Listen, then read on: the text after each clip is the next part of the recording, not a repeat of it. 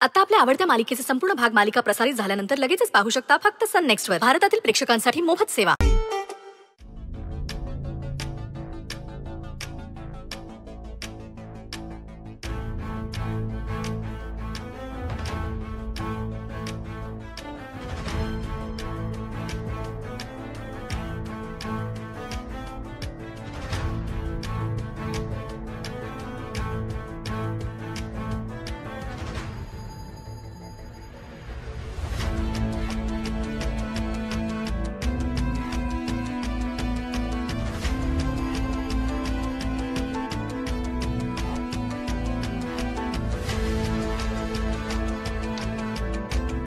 वहिनी,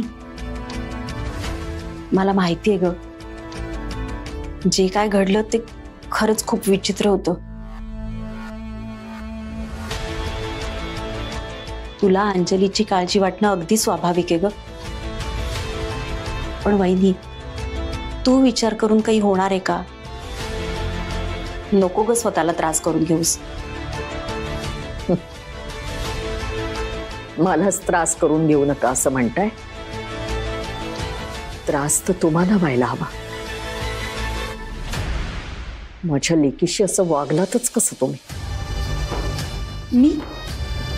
मी काय केलंय वहिनी? उगाच साळसूतपणाचं आवडू नका वंच. मनातनं आनंदाच्या उकळ्या फुटत असतील आणि थोबाडावर वाईट वाटल्यासारखं दाखवताय. मला चांगलं माहिती आहे तुम्ही आणि तुमच्या लेकीनेच घडवून आणलंय हे सगळं. वहिनी काय बोलतेस? असं काही नाहीये. असंच आहे. तुमची ती लेक खालमुंडी पाताळ धुंडी पक्की आतल्या गाठीची आहे. तिच्या मनात काय चालू असतं ना हे ब्रह्मदेवाला सुद्धा कळणं कठीण आहे. शेवटी डाव साधलाच तिनेच घडवून आणलंय हे सगळं. नाही वहिनी, अगं असं बोलू नकोस. हे बघ, अंजलीच्या मनात असं पळून जाण्याचा काही विचार सुरू आहे याची जराही कल्पना सईला आली असती ना तर अंजलीचं मन वळवण्याचा प्रयत्न केला असता. समजावून सांगितलं असतं तिनं.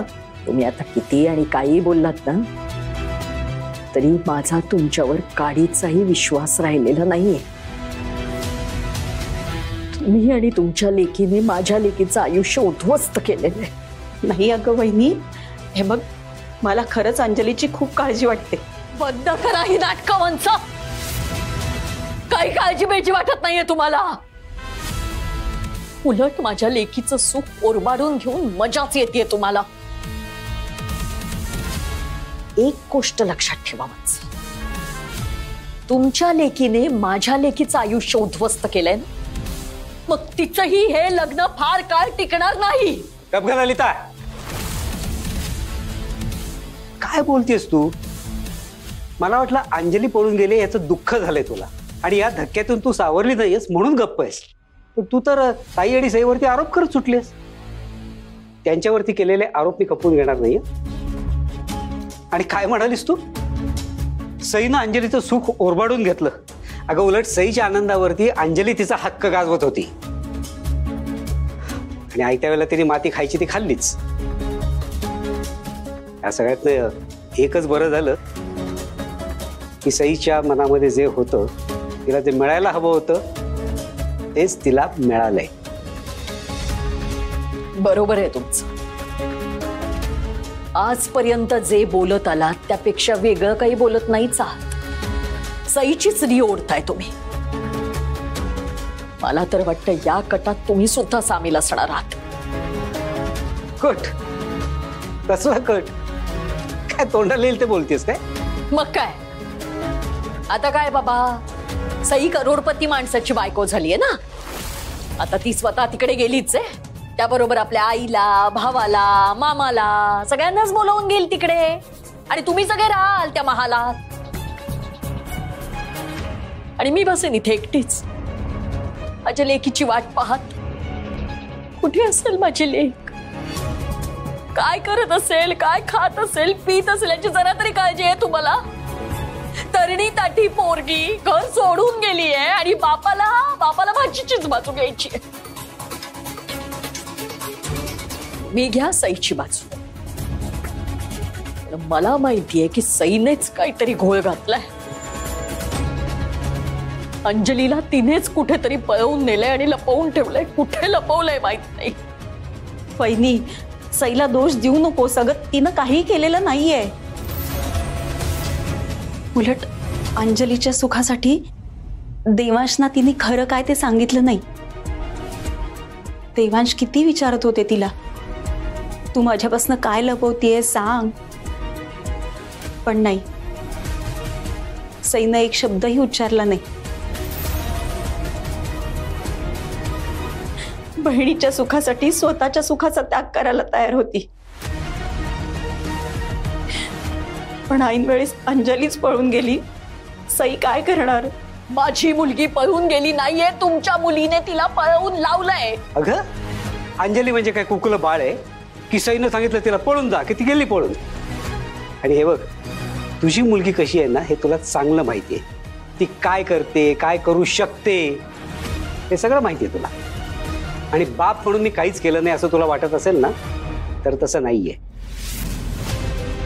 तिच्या सगळ्या मित्रमैत्रिणींकडे मी चौकशी केली आहे. कोणाला काहीच माहिती नाहीये. बरोबर बरोबर.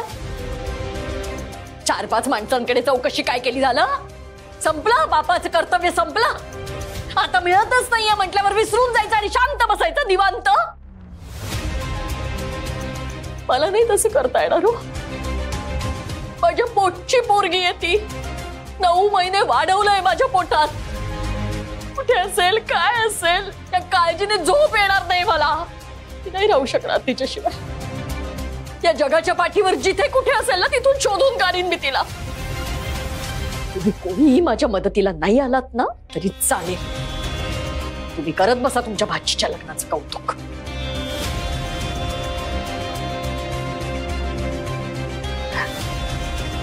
आई, हे बघ, त्याच्यामध्ये सईची काहीही चूक नाही.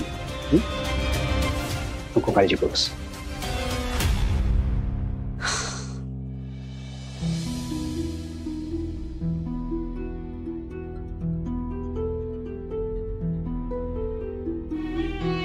देवा, असा लांब का उभा आहेस तू?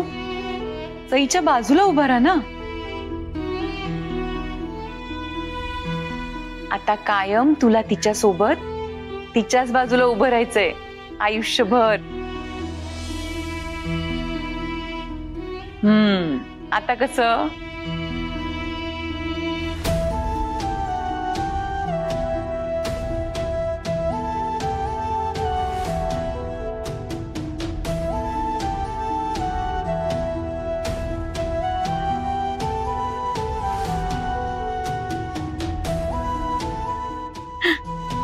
ताई,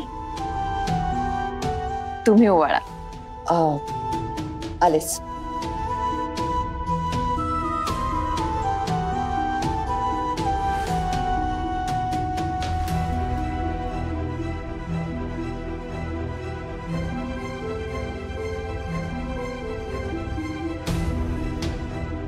आज तुला या घरात पाऊल ठेवू देते मी, पण लवकरच हाताला धरून बाहेर काढे.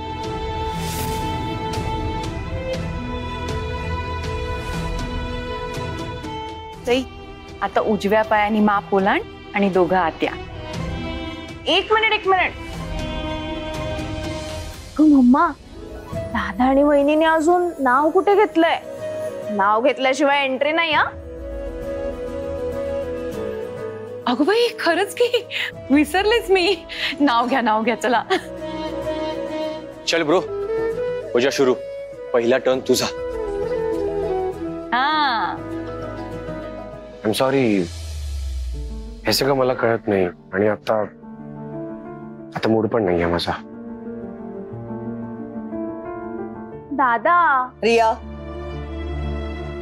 त्याची इच्छा नसेल तर त्याला प्लीज कोणीही फोर्स करू नका. वहिनी, जाऊ दे. आमचा दादा ना थोडासा बोरच आहे. तू एक काम कर, तू हुशारच ना, तूच एखादं छान नाव घे. हा सई, तू घे नाव. अनोळखी देवांश सरांशी झाली मैत्री, नियतीने जोडली ही रेशीम गाठ. जहागीरदारांची सून मी, देईन देवांश सरांना आयुष्यभराची साथ. वा वा.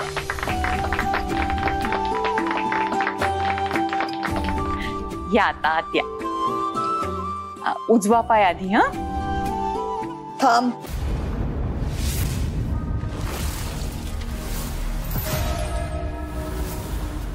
लग्नात सगळेच होते म्हणून काही बोलले नाही मी, गप्प बसले. पण आता आधी इथे माझी माफी मागायची आणि मगच पाऊल आत टाकायचं. माफी कशाबद्दल? घ्या, म्हणजे सगळं करून मी त्या गावचीच नाही असं दाखवण्याचा प्रयत्न सुरू आहे. छान ऍक्टिंग जमते का तुला? आता हेही मीच सांगू की लग्नात तुझ्या बहिणीने काय दिवे लावलेत ते? पण अंजली पळून गेली, यात माझी काय चूक? तुझी तर काहीच चूक नाही. जी काही चूक आहे ती आमची आहे, कारण आम्ही तुमच्या बरोबर संबंध जोडले. तुमची लायकी नसताना आमच्या बरोबरीची जागा दिली तुम्हाला. शेवटी आमची जी लाज घालवायची होती ती घालवलीच तुम्ही. तुझ्या बहिणीने जे काही केलंय ना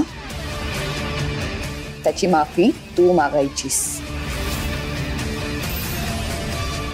माझे पाय धरून माफी मागायची आणि मगच तू पाऊल आत ठेवू शकतेस. भैरवीताई, कोणीही मध्ये बोलायचं नाही. एक शब्दही कोणी बोलायचा नाही. लग्नात तुम्हाला जे हवं तसं करू दिलं ना मी, मग आता माझ्या घरात मला जे हवं तेच घडलं पाहिजे. माफ करा भैरवीताई, मी जरा मध्ये बोलतो. प्रत्येक शुभ कार्याचा एक मुहूर्त असतो आणि जर त्या मुहूर्तावर गोष्टी घडल्या नाहीत ना तर गल्लत होऊ शकते. अहो, हे सगळं विधिलिखित आहे. चुकीच्या स्थळाची लग्न लागत असताना ती मुलगी पळून जाणं हे सुद्धा विधिलिखितच होतं. सईचं आणि देवांशचं लग्न लागणं हे नियतीच्या मनात होतं. त्याचप्रमाणे आत्ता सुद्धा याच मुहूर्तावर सईचा गृहप्रवेश होणं खूप महत्त्वाचं आहे. हा मुहूर्त टळता कामा नये. त्यामुळे कुठलीही आडकाठी करू नका आणि सईचा गृहप्रवेश होऊ द्या.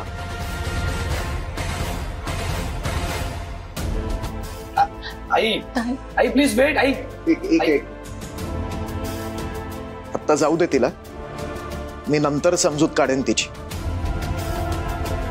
हे बघ, आता सईचा गृहप्रवेश होणं हे फार महत्वाचं आहे. ये बाळा.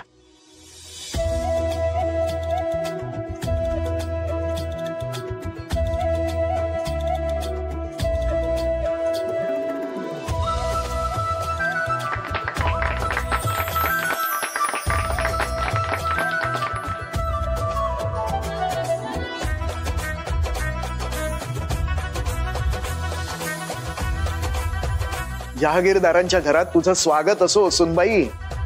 तू आमच्या घरची सून झालीस याचा खूप खूप आनंद आहे आम्हाला. ये एक एक एक मिनिट. हा थांब.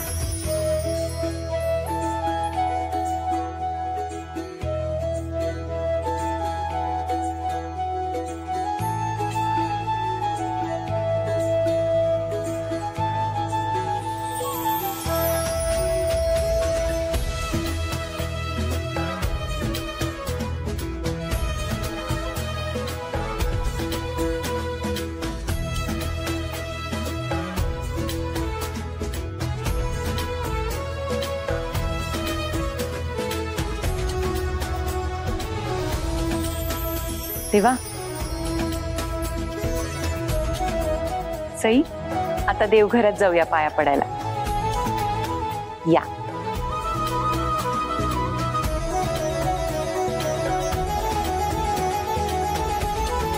या.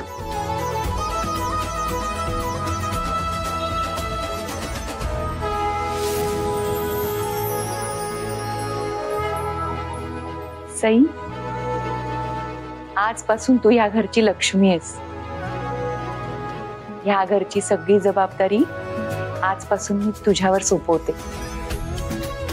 तुला काही लागलं सवरलं तर सांगायला समजवायला मी नेहमीच तुझ्या पाठीशी असणार आहे. या घरच्या पद्धती संस्कार तू नक्की जपशील याची मला खात्री आहे. आई, तुमच्या या विश्वासाला मी कधीच तडा जाऊ देणार नाही. आता दोघांनीही एकत्र देवीच्या पाया पडा आणि मनोभावे देवाची प्रार्थना करा. आमचा संसार सुखाचा होऊ दे म्हणावं.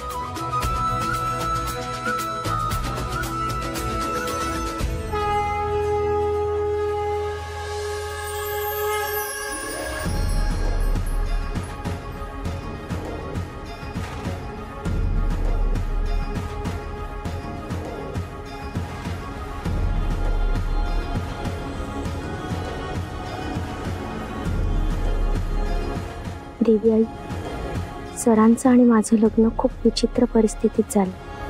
आता या घराला आपलंसं करून घेणं कठीण जाणार आहे मला. पण तू माझ्या पाठीशी राहा. आता परीक्षा फक्त माझी नाही, माझ्या आईने मला दिलेल्या संस्कारांची असणार. माझ्या आईने मला जे संस्कार दिले ते जपण्याची आणि निभावण्याची मला ताकद आहे.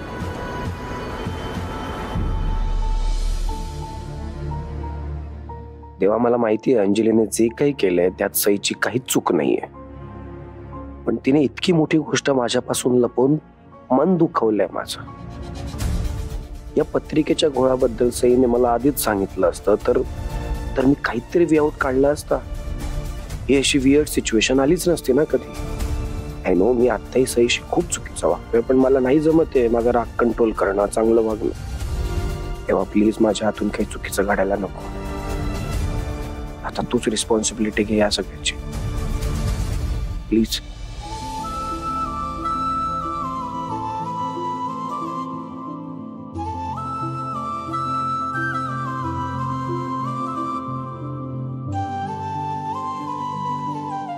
सुखी राहा.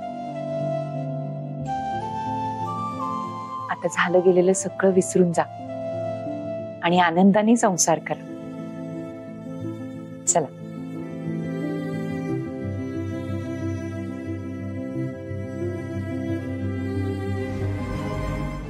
आहे ग तू आलीच नाहीस माझ्या दादाच्या लग्नाला. बघा आता मी पण नाही येणार आहे. ठीक आहे, आलीच नाही. गुरुजींना नमस्कार करून घ्या. सुखाने संसार करा. जानकीताई, जी सून हवी होती तीच घरात आली आहे.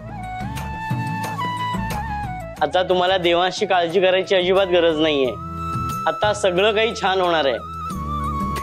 सगळी तुमची कृपा आहे गुरुजी. तुम्ही वेळेत आलात म्हणून सगळं नीट झालं. अहो, हे होणारच होतं. परमेश्वराच्या मनात जे असतं ना तेच होतं. बरं शरदराव, येऊ मी आता? हो, चला. नमस्कार करतो. सुखी राहा. चला.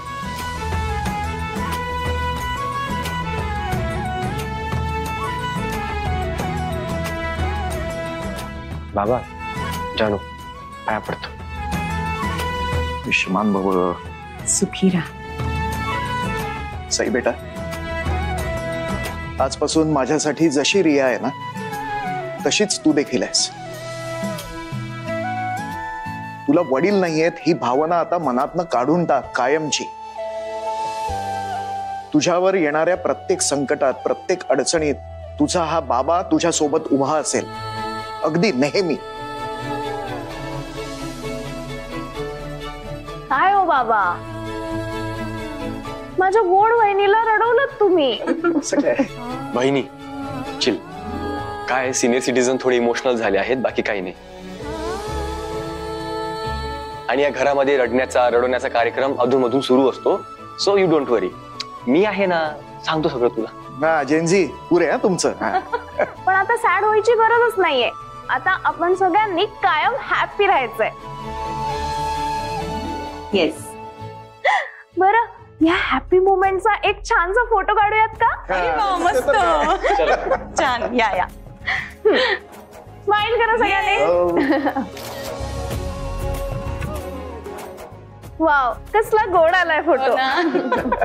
बरं दादा वहिनी, तुमच्या दोघांचा एक फोटो काढूया ना. हा छान. इट्स ओके, आता गरज नाहीये. दिवसभरात बरेच फोटो काढले. दिवा एक घे ना काढून प्लीज. येस.